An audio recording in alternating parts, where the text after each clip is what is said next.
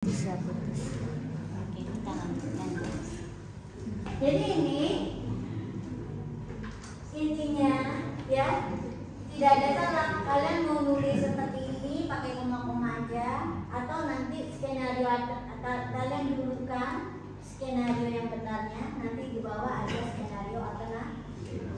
Boleh ya, ikuti aja apa penjelasan yang kalian dapatkan di KPL. Cuman penjelasan saya, pesan saya seperti ini ya.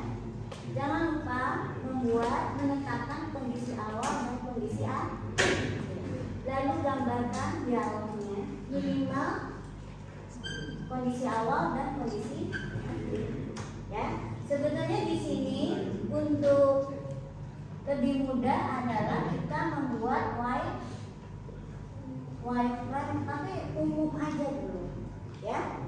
Hal-hal langkah-langkah yang penting, logika dasarnya dari proses itu, ya. Kenapa? Karena nanti di sini ada berbagai cara. Itu boleh. Ingat nggak sekarang?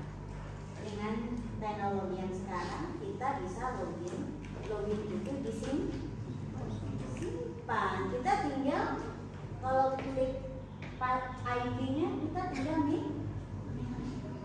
Bahkan kalau dengan ini ya, dengan laptop saya ini kita bisa pilih, lalu loginnya dengan login masuk ke MacBook-nya.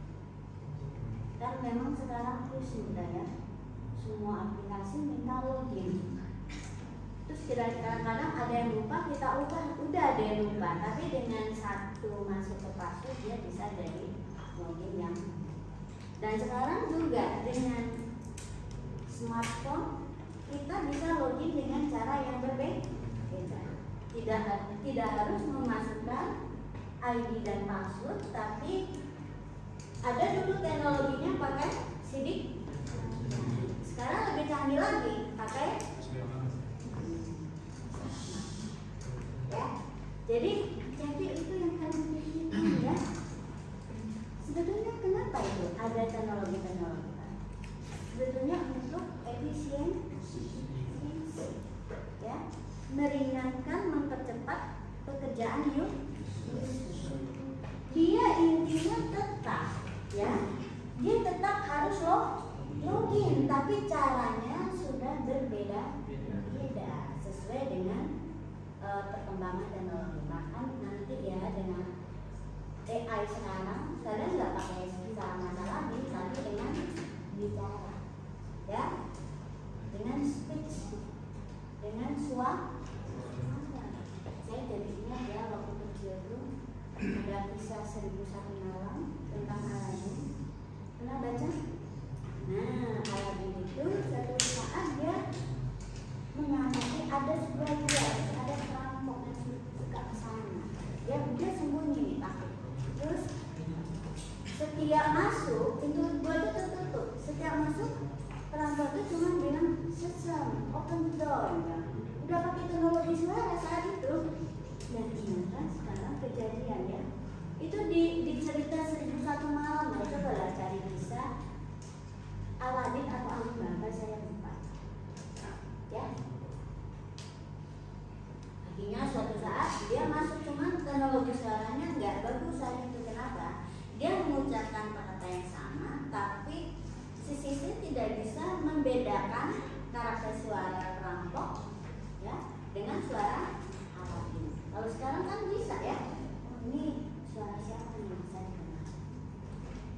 Oke, gitu ya.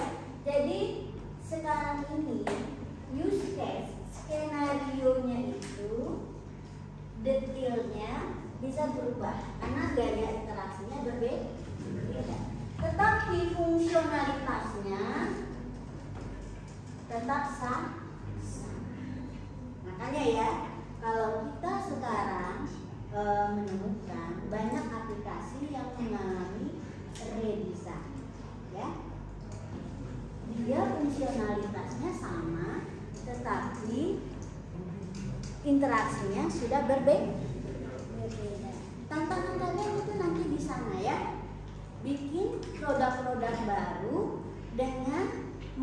apa? Interaksi yang makin efisien, ya, untuk fungsionalitas yang nanti kalian bayangkan gimana mendesain, ya, model perwalian, ya, layanan perwali. Sekarang kalian merasa proses perwalian itu ribet nggak? Enggak.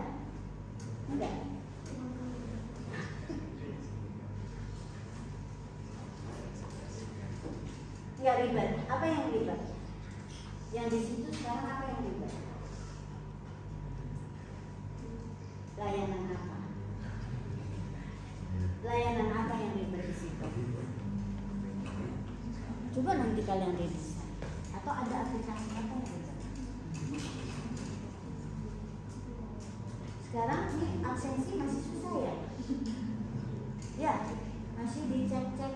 Masa sih nggak bisa pakai teknologi yang baru? Nah, nanti kan maunya nanti ada di setiap minggu kalian untuk melakukan, ya kan? Dengan persona, sudah secatat, ya kan? Kalau pakai kartu masih bisa nih, sidik jari sering ketempelan kotoran sehingga sensornya tidak sensitif. Kalau di tengah mata kan nggak nyenggol-nyenggol, ya kan? Atau tangan kita basah gitu ya, nah, kadang nggak nyenggol. Kalau di HP kan ini banget, kadang rada gelap pun dia bisa gitu ya, sangat bagus. Kalau saya pakai kacamata bisa, nggak pakai kacamata juga bisa. Ada posisi kurang tepat bisa. Ya, yang paling canggih memang untuk pengenalan sekarang yang pakai mata, ya, oke. Nah, jadi ini tadi kenapa ya kita bahas ya? Oh itu, lanjut. Ini adalah hasil pada fase kita membuat diagram skenario. Ya, apa yang bisa kita lihat? Penjelasan tentang use case, lalu suatu skenario yang mengikuti interaksi yang kita rencanakan. Ya, itu hasilnya ya. Belum kelihatan itu yang namanya elemen dari perangkat ya. Elemen perangkat lunak nih bisa buat zaman sekarang nih bisa kelihatan kalau sudah ketahuan database yang diperlukan apa, gitu ya. Fungsi-fungsi atau fitur-fiturnya apa, kemudian alur skenario-nya seperti apa, interaksinya bagaimana, ya, database-nya apa, kan elemen dari suatu aplikasi atau perangkat lunak kan 3 itu ya. Terutama yang pertama adalah fungsionalitas, dan fungsionalitas itu harus ada logikanya seperti apa. Logikanya itu ada kita susun dari skenario, ya. Lalu yang kedua ada apakah ada akses penyimpanan data dan informasi apa yang diperlukan.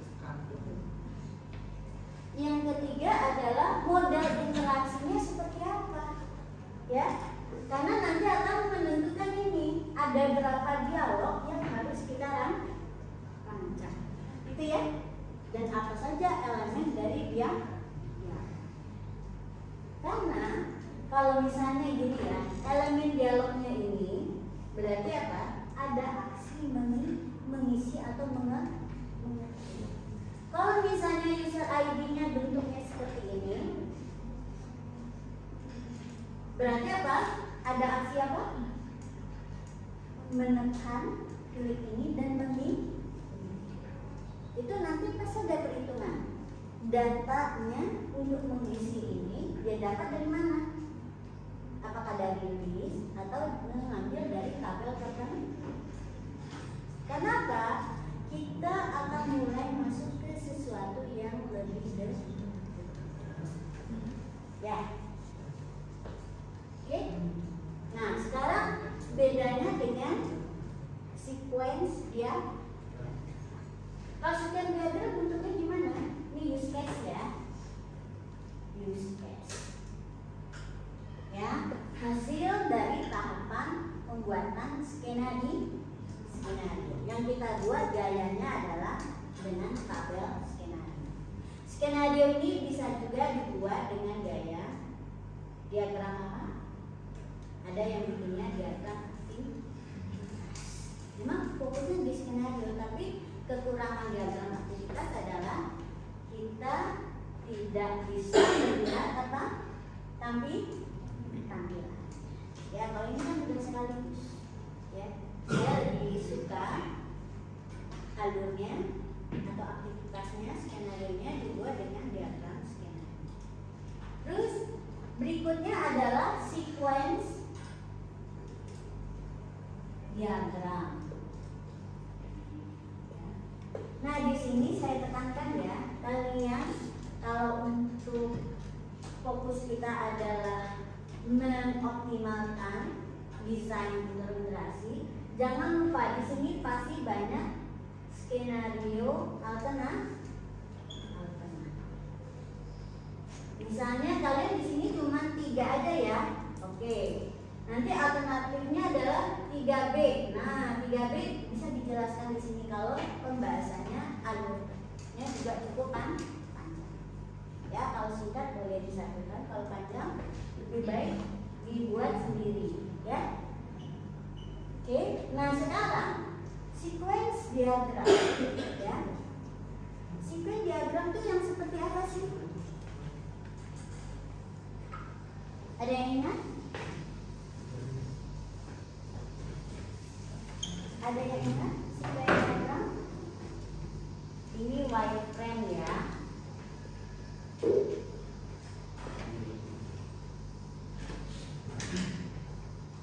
Sebetulnya untuk diagram skenario boleh selesai seperti ini, tapi nanti pada saat kita mendesain detail, konsentrasi, bikinlah yang lebih konkretnya dengan pattern.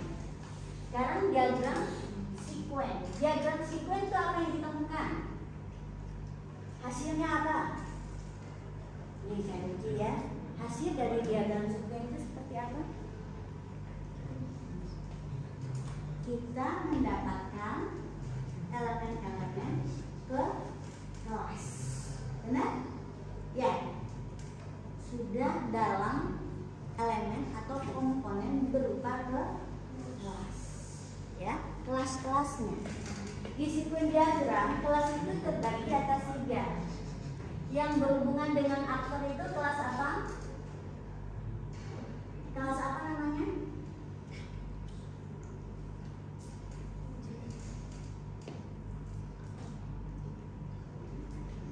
Kelas interaksi atau antarmuka. Nah, simbolnya seperti apa?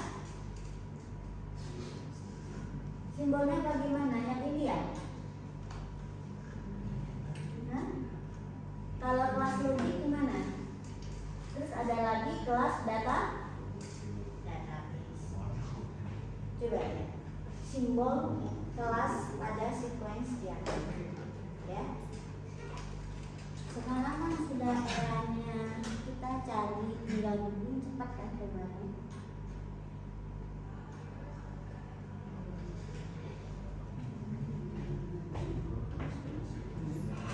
Nah, ya sequence aja coba simbolnya. Ada? Kedua? Simbolnya apa? Untuk antarmuka mana? Ya. Ini kelas entitas di bawah. Entitas itu seperti ini, ya. Oke. Entity. Lalu di sini boundary itu ke sini ternyata. Oke. Ingat ya, di sini dia berhadapan dengan user. Lalu logic itu seperti ini, ya. Oke. Terima kasih. Nah, patokannya ya, si aktor ya, dia akan berinteraksi langsung dengan kelas antarmuka. Berarti kita kasih lihat aja ini namanya adalah misalnya login RRF ya. Artinya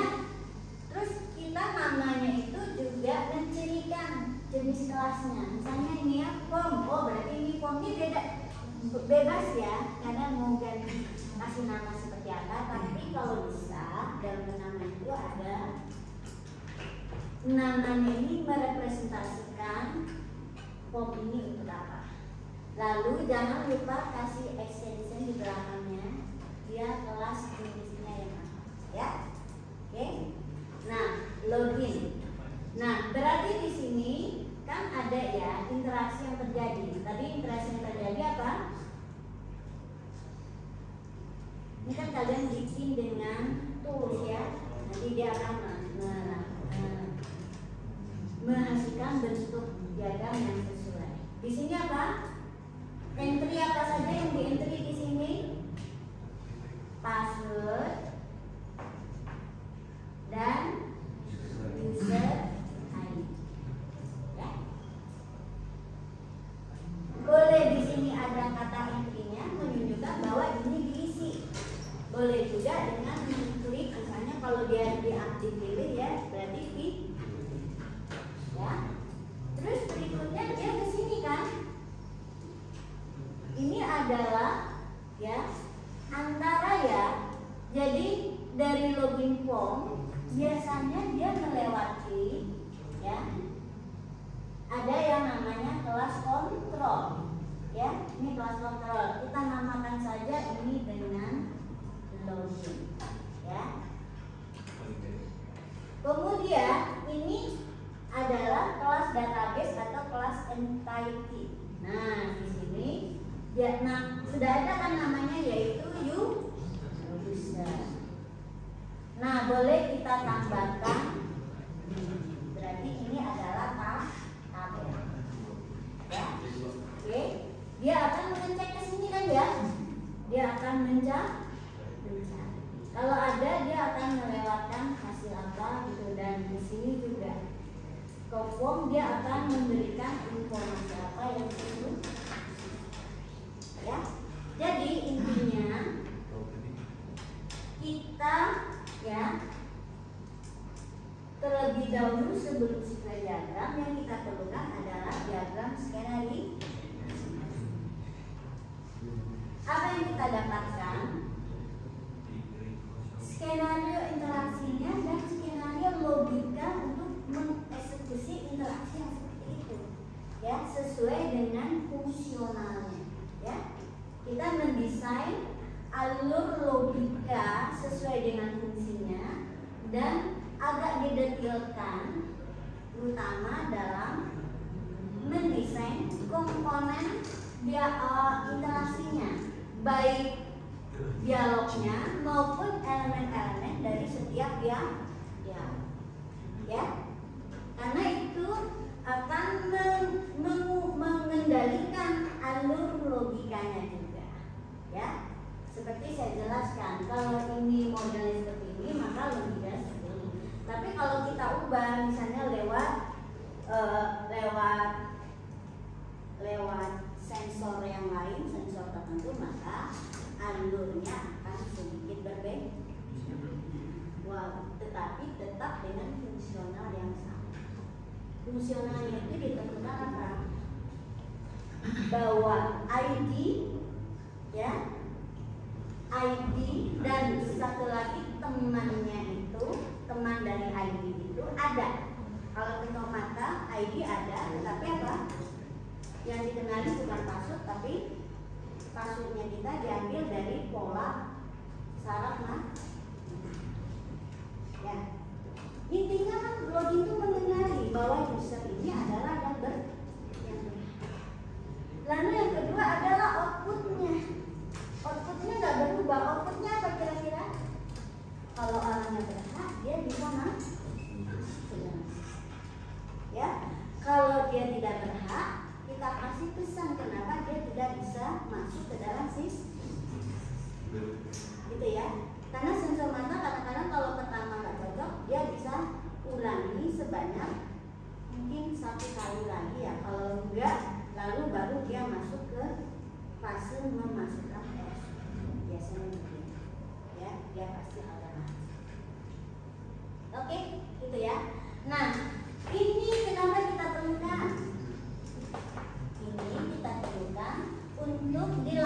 dengan the fase coding. Dengan fase coding tahu bahwa apa saja yang harus diimplementasikan dari ketiga komponen ini. Komponen interaksi, logiknya, dan data. Nah sekarang karena kita nggak akan lanjut ke fase coding, kalian boleh berhenti sampai sini. Ya, cukup banget ya. Karena yang kita perlukan adalah skenario sesuai dengan fungsi dan alternatif model interaksi dan detailnya dalam bentuk white. Sampai di sini ada pertanyaan? Ya, jangan lupa tantangan kita bukan sekedar fungsionalnya tercapai, tapi kalian harus bisa menghasilkan model interaksi yang makin efisien dan menarik.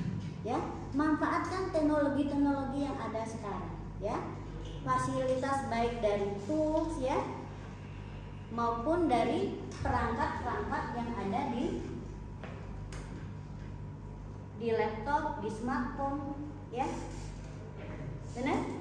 Iya. Gitu? Ada pertanyaan? Tidak.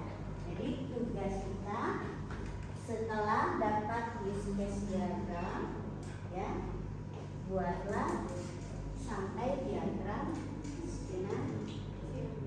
Lalu fokus sekarang mengoptimalkan desain interaksi. Optimalnya patokannya apa? Usability-nya tinggi. Ya.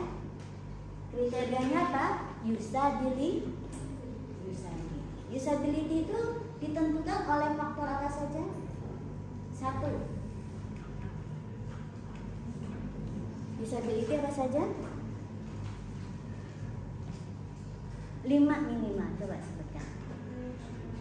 Learnability, mudah dipelajari.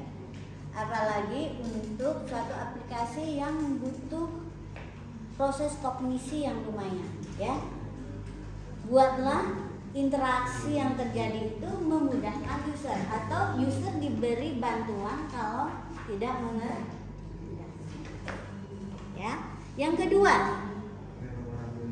ya mudah diingat kembali, ya. Udah capek-capek dipelajari karena dia susah, pas mau pakai lagi udah lama lupa lagi. Nah, jangan sampai begitu, ya. Yang ketiga, efektif itu apa sih? Bisa diselesaikan, ya. Sesusah apapun tadi dia dengan cara apapun, tapi pasti bisa selesai, ya. Selesainya tergantung lamanya kecerdasan usernya, ya, keagapan usernya, ya. Istilahnya apa sekarang? Kemampuan, ya, beradaptasi dengan aplikasi itu bisa cepat, lambat, dan yang keempat efisiensi. Ada aplikasi walaupun usernya cerdas, cuman si pembuat programmernya atau desainernya membuat interaksi itu bertele-tele gitu, ya. Contohnya gini. Nah sekarang kenapa password ini, ya, kan hari ini diisi 2 nih, ya. Sekarang ada fasilitas apa? Menyimpan password. Nah itu adalah salah satu fasilitas untuk membuat interaksi itu menjadi efisien, ya, efisien jadinya, gitu. Nah dengan apa? Dengan passwordnya sudah tersimpan. Dan itu juga apa? Mengatasi, ya, efek memorability manusia yang tidak bagus. Ada kendala dari memorability manusia. Manusia susah mengingat kode, benar nggak? Kalau nama kan nggak lupa, ya. Tapi kalau kode udah campuran angka dan itu udah susah tuh diingat. Ya? Makanya ada fitur untuk menyimpan password. Selama kita bisa milih, bahkan login ID-nya pun disimpan, ya kan? Fasilitas sekarang. Jadi itu, ya, optimalkan desain interaksinya. Yang sekarang tantangannya adalah membuat untuk efisien dan mudah belajar. Ya. Terus apa lagi? Enjoy. Oh, tampilannya dari mana dan sebagainya. Ya. Kecil, bisa terbaca. Kalau warna, kalau tulisan warna ya, gambar warnanya juga bagus. Ya. Kalau anak-anak ukuran enjoy-nya berbeda kan? Nah, kalau anak-anak ukuran enjoy mereka itu apa? Tampilan itunya lucu yang mereka sukai. Beda ya dengan ukurannya kita. Makanya pada fase yang namanya analisis requirement, ya, kita salah satunya wajib mengenali karakteristik user. Kalau aplikasi itu untuk anak-anak, kalian harus pertimbangkan alurnya itu, fungsionalnya mungkin sama, tapi ingat ya, kita harus memperhatikan faktor karakteristik user, karena kita akan ukurannya itu salah satunya adalah enjoy ya, dan satu lagi untuk ukuran bahwa itu anak-anak atau dewasa atau orang yang tingkat pendidikannya bagaimana, tidak literasi digitalnya kurang, yang kita perlu pertimbangkan adalah salah satunya learnability. Harus diukur gitu ya. Oke, ada pertanyaan? Kita anggap ya agak cepat selesai dengan fungsional, karena kita bisa meniru dari aplikasi yang sudah ada yang sejenis. Tetapi tantangan kita adalah mendesain interaksi yang baru, yang menarik, yang enjoyable, yang usability-nya tinggi. Ya. Jadi untuk tugas ya, tugas kelompok, kalian bisa lihat contoh aplikasi yang ada yang menarik, yang membuat kalian berpikir, wah ini aplikasinya dibutuhkan sehari-hari, banyak yang pakai, tapi kok ini interaksinya kurang menarik ya. Saya bisa membuat lebih bagus, lebih efisien, lebih enjoyable. Nah itu ya, lebih mudah dipelajari. Oke? Ya, sip. Itu pengantar saya untuk tugas kelompok. Sekarang kita diskusi ya untuk tugas kelompok masing-masing. Silakan.